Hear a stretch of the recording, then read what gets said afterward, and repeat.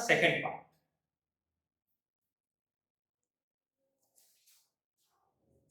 Planning, process and limitations. देखिए process, planning का process क्या है? सेटिंग ऑब्जेक्टिव, जैसे ऑब्जेक्टिव सेटिंग हो गया, डेवलपिंग प्रीमिसेस, इसके बाद identify alternative courses of action, ये हो गया, फिर इवैल्यूएटिंग अल्टरनेटिव कोर्सेज, इसके बाद सेटिंग एंड अल्टरनेटिव इंप्लीमेंटेशन तो plan and follow up actions एक दूसरे से लिंक है। जब हम सेटिंग अप ऑब्जेक्टिव की बात करते हैं तो मैनेजमेंट का जो ऑब्जेक्ट है, जो गोल है जिसे वो अचीव करता है, उसके लिए वो सभी तरह के पॉलिसीज, प्रोसीजर्स एंड मेथड को अप्लाई करता है, इसलिए ताकि वो अपने ऑब्जेक्ट को अचीव कर सके। इसके लिए चाहे फिजिकल रिसोर्सेज हो या फाइनेंशियल रिसोर्सेज हो, उस रिसोर्सेज को वो ध्यान में रखकर अपने प्लानिंग के वर्क को करता है। केवल ध्यान में रखकर वो अपने प्लानिंग के वर्क को ही नहीं करता, बल्कि इस ऑब्जेक्ट को सेट करने के लिए वो उसी ऑब्जेक्ट के अकॉर्डिंग अपनी पॉलिसीज, अपना प्रोसीजर्स, अपने मेथड को अडॉप्ट करता है, ताकि वह उन गोल को जिसे वो प्राइमरी स्टेज पर प्राप्त करना चाहता है, चाहे जल्दी प्राप्त करना चाहता है, चाहे एक फिक्स टाइम पर। देखिए प्लानिंग एक टाइम की पीरियड की होती है, वो एक ही प्लान कई साल के लिए नहीं हो सकता, क्योंकि आज हम यहाँ हैं, कल हमको वहां जाना है, फिर जब वहां पहुंच जाएंगे तो फिर हमें वहां टारगेट करना है कि हम यहाँ आ गए, अब हमको यहाँ से कहाँ जाना है। तो टाइमिंग फिक्स पीरियड के लिए होती है।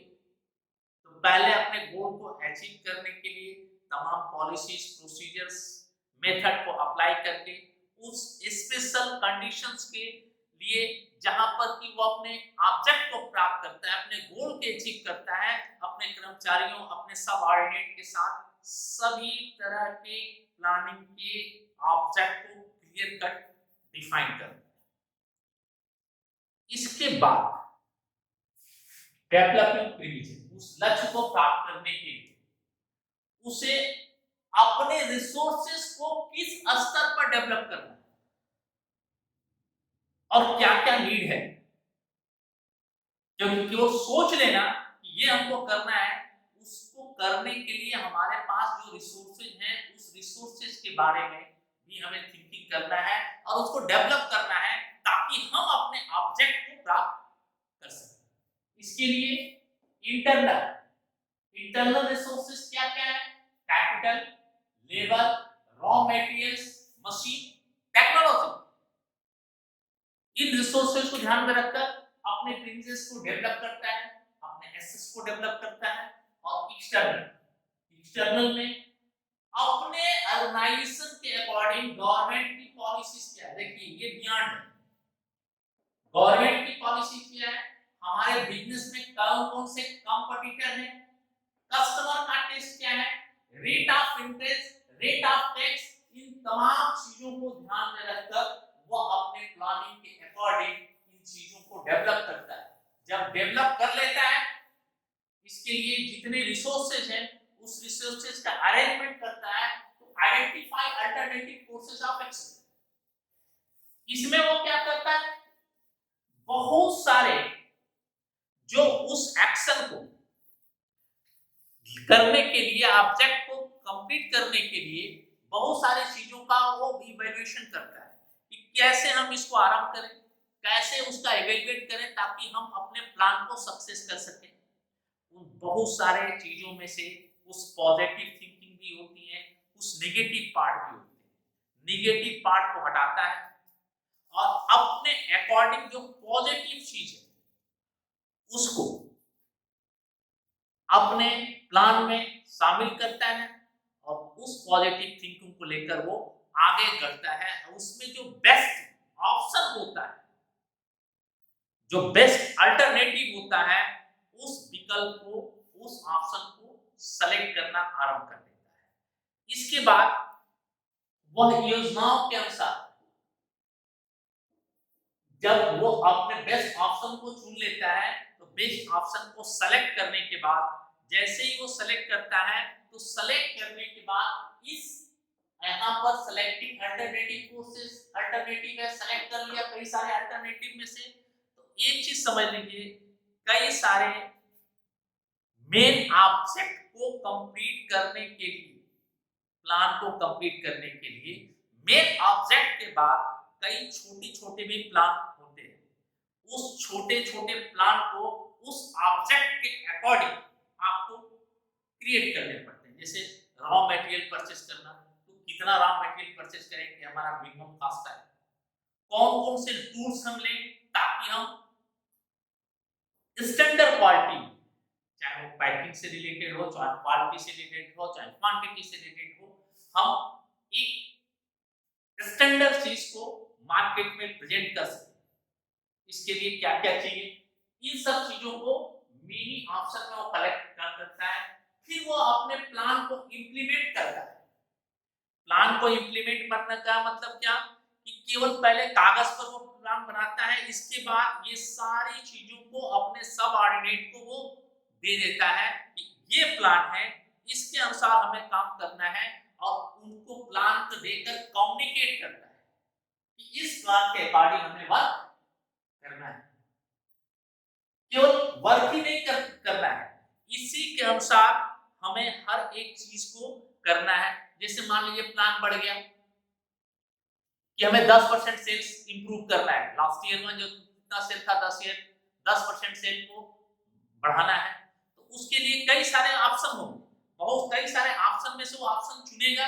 ऑप्शन चुनकर मान लीजिए वो कहेगा कि एडवर्टाइजमेंट ज्यादा करेंगे, डोर टू डोर जाएंगे, या अच्छे क्या नाम है, कुछ हम मोटिवेट करने के लिए, कस्टमर को अट्रैक्ट करने के लिए कुछ हम चीजों को उससे फ्री दे देंगे, या प्राइस कम कर देंगे। बहुत सारे अल्टरनेटिव को चॉइस करके उस प्लान को वो इंप्लीमेंट करता है, और वो देखता है कि केवल एडवर्टाइज, मान लीजिए उससे सेलेक्ट किया कि एडवर्टाइजमेंट के द्वारा हमें सेल करना है, तो एडवर्टाइजिंग पर वो 10% एडवर्टाइजिंग की वैल्यू बढ़ाएगा। क्या उसकी वैल्यू आएगी, किस तरह का एडवर्टाइजिंग करेगा, प्रिंट मीडिया है, इलेक्ट्रॉनिक मीडिया है, सोशल मीडिया है, किस मीडिया में करेगा, और उसमें से उसके लिए कौन सा मीडिया सबसे ज्यादा सुटेबल है, उसको सेलेक्ट करके वो अपने प्लान को अचीव करेगा।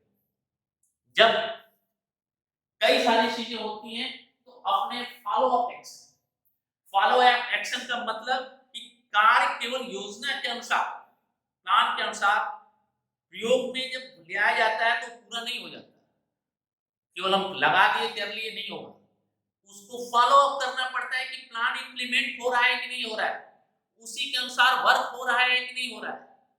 कई बार क्या होता है कि आप प्लान या कोई चीज करते हैं, आपने जो सोचा है उस समय बाद आपकी उस सोच में डिफरेंस आ जाता है, उसी के अनुसार अपने प्लान में भी चेंजिंग करनी पड़ती है। जैसे मान लीजिए आपने जब प्लान बनाया तो उस समय किसी चीज की कास्ट 5% इन्फ्लेक्शन रेट था, महंगाई रेट 5% थी, बाद में इन्फ्लेक्शन रेट बढ़ गया 10%, तो उसी के अकॉर्डिंग आपको उस पर जो एक्सपेंसेस करने हैं वो भी 5 से इंक्रीज करके 10% करने होंगे।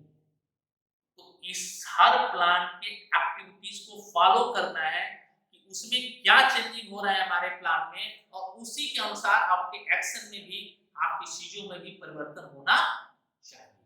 तभी आप चीजों को सही ढंग से प्लान के अकॉर्डिंग अपने ऑब्जेक्ट को अचीव कर सकते हैं। ये है प्रोसेस।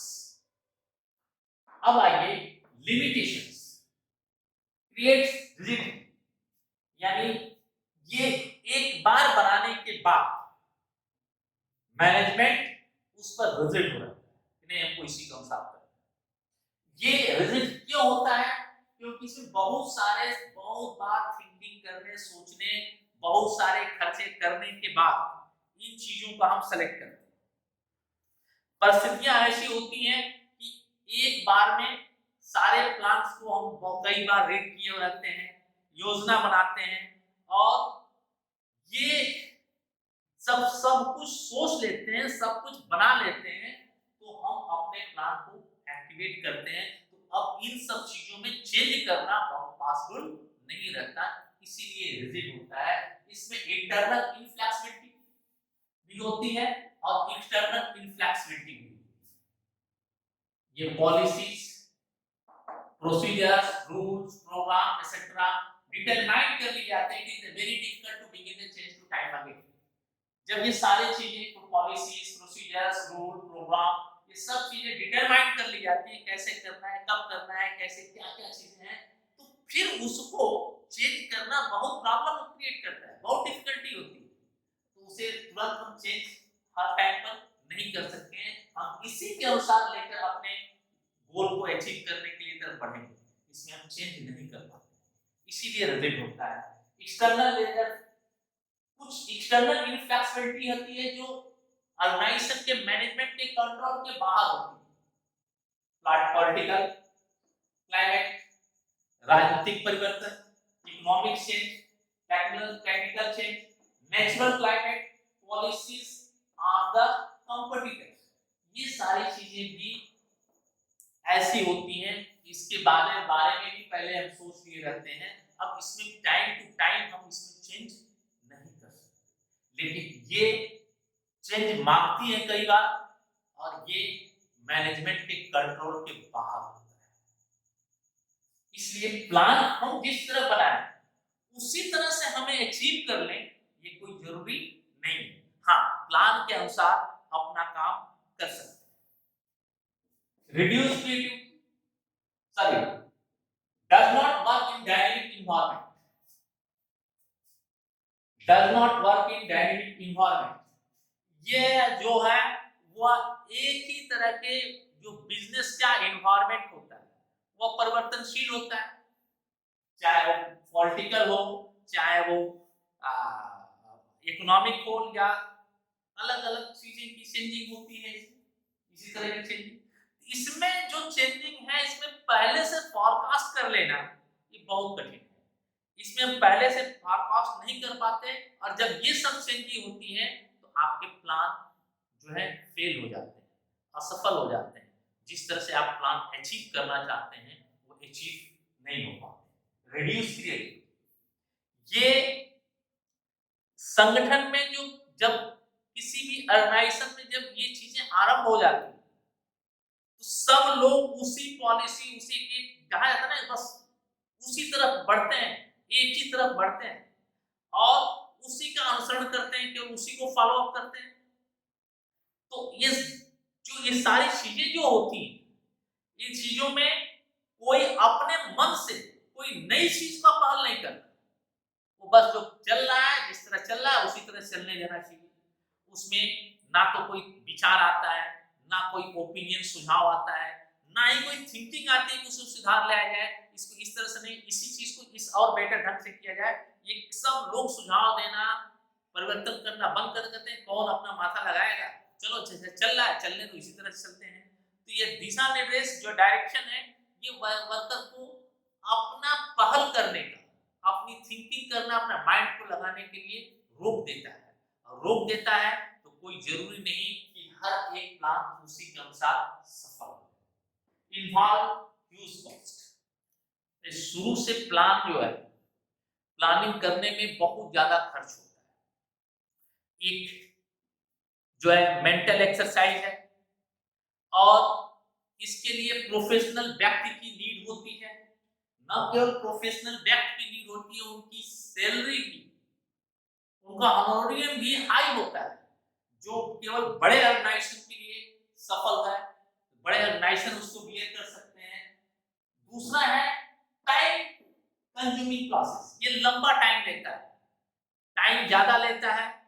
कई बार कई अल्टरनेटिव, फिर उस पर विचार, फिर उस पर विचार, कई बैठकें होती हैं, कई मीटिंग्स होती हैं, कई ऑप्शन आते हैं, हर ऑप्शन पर डिस्कस होता है। डिस्कस करने के बाद टाइम भी कंज्यूमिंग है और कॉस्ट भी ज्यादा लगता है।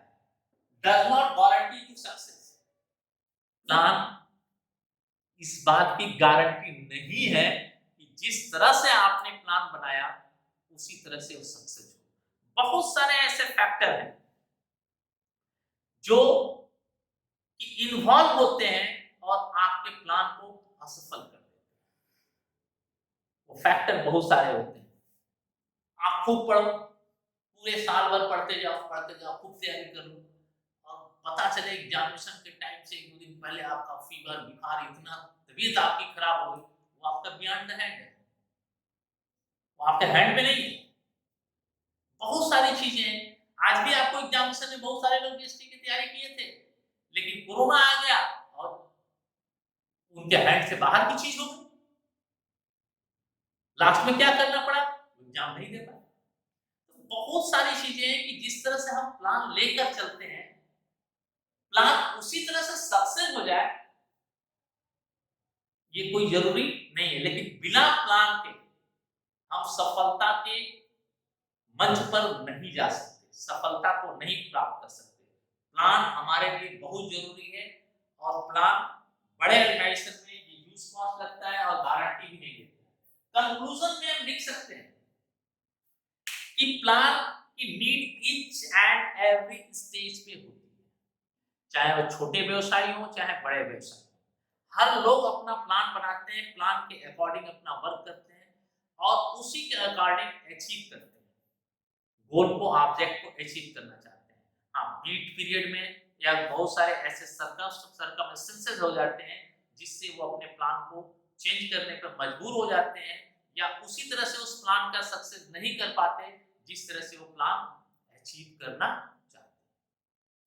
तो प्लान हर व्यवसायी करता है, प्लान ऑलवेज फॉरवर्ड लुकिंग होता है और बहुत सारे सर्कमस्टेंसेस हैं जिसके कारण प्लान असफल भी हो जाते हैं अगर प्लान सही ढंग से इम्प्लीमेंट नहीं हुए तो। और कुछ उसी तरह की परिस्थितियां में अगर उस परिस्थितियों में कोई चेंज हो गया तो फिर वो प्लान असफल हो जाता है। ओके, फिर भी अगर कोई प्रॉब्लम हो